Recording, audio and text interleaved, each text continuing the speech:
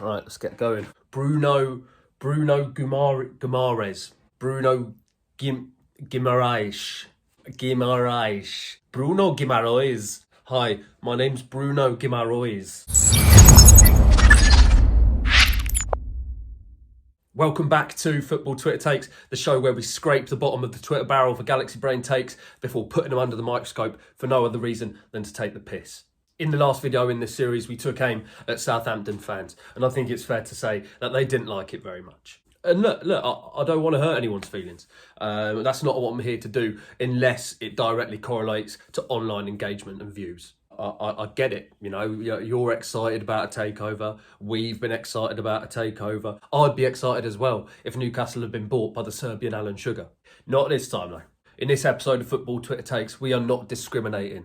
All bad takes welcome. I thought we could focus on the January transfer window and some of the discourse surrounding it from Football Twitter's finest. There's been no shortage of takes for me to sift through, and so this will be a two-part video. I'm actually filming this on deadline day, and news stories are changing and breaking as we speak. And it's worth mentioning that I'll be covering any and all takes that have happened within the month of January, some transfer specific, some not so much. Without further ado, let's kick off Football Twitter Takes, the January transfer window special.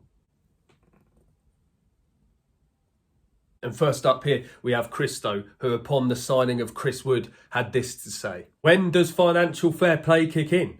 Or is it a free ticket now to take the piss?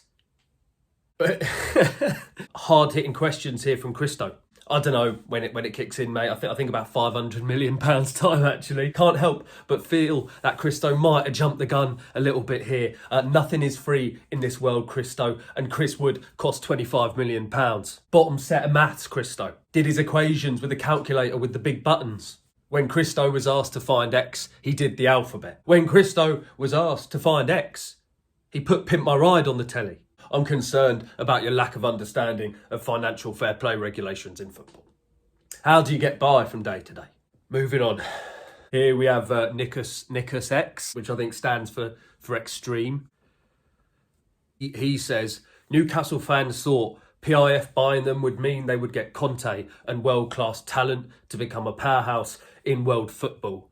Now, they are relegation bound and strongly linked with Trippier and Aubameyang. First of all, nice run-on sentence. I didn't fancy breathing today anyway. Linked with Trippier and Aubameyang. The humanity.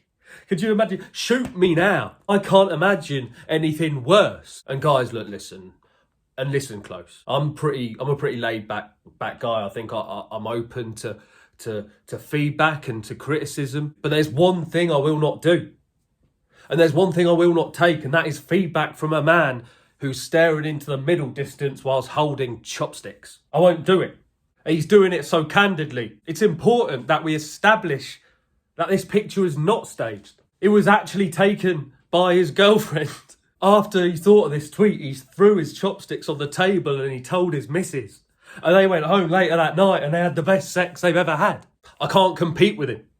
I won't compete with him. One thing I will say is that we were in a relegation battle before the takeover. But don't let facts get in the way of a great thought. You're talented, man. No free brand deals. Turn that round. Oh, no free brand deals. Turn that.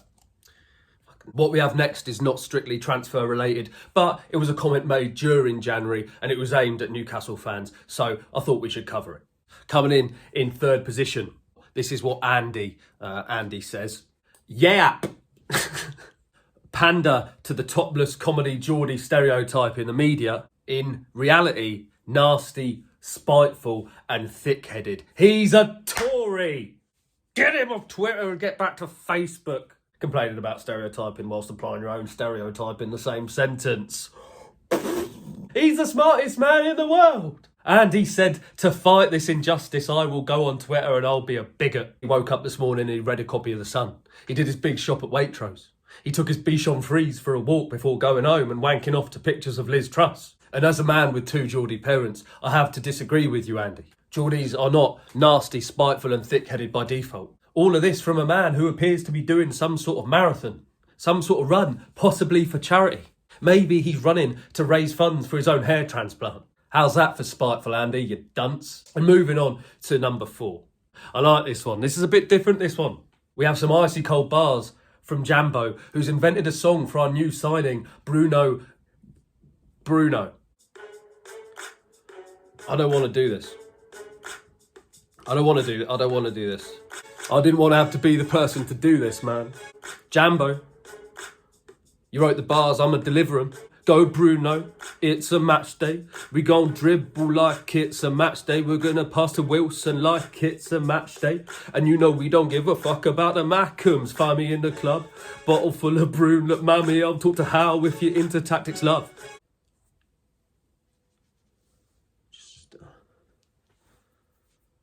Our final take for the first video in this two-parter, and it's a brief yet accurate statement from Blue Star Union Jack Flag. And he says, dirty oil club. There's always a flag nonce. They're always intelligent. They know about the financial side of the game. They analyse charts and they have connections. And now I'm curious, who does this titan of finance support? Is he a football man or is he just interested in the numbers? I've got to know. He's a Chelsea fan. He's a Chelsea fan. Of course he's a Chelsea fan. Because we all know that Roman Abramovich gets his money from saving puppies and planting trees in the Amazon. It's not from oil. It's not. No, it isn't. It's not from oil. Oh, have a look. This could explain everything, couldn't it?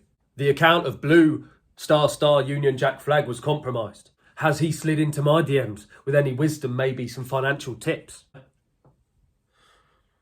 Now say what you want about Newcastle United fans and say what you want about how Newcastle make their money, but at least I'm not a 9/11 denier.